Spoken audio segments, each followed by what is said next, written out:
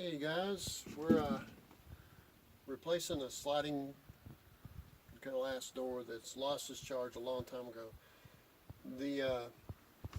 You always get condensation whenever you get a thin piece of material, say glass or metal.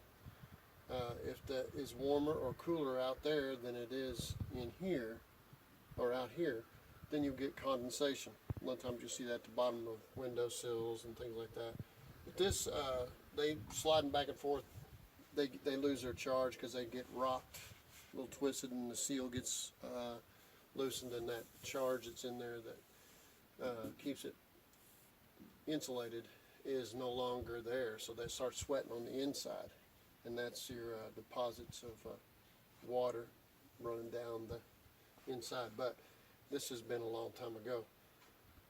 We're going to change this out to a vinyl clad one, I believe, that they've already bought, and we're going to pull the trim off. And we don't have keys, but they said go ahead. So keys don't stop us if we got the time. So here's what we're going to do. We're going to start taking the trim off and getting in here. Sorry we didn't take you along all the way through this because we got in a hurry because it was starting to pouring down rain.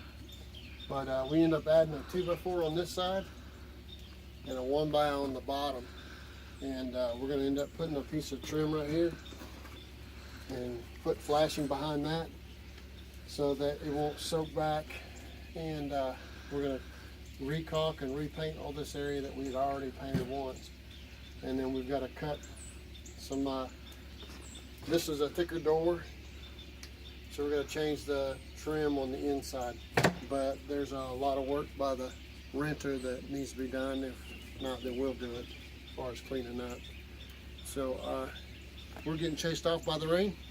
Sorry we didn't take you all the way with us, but see you next time.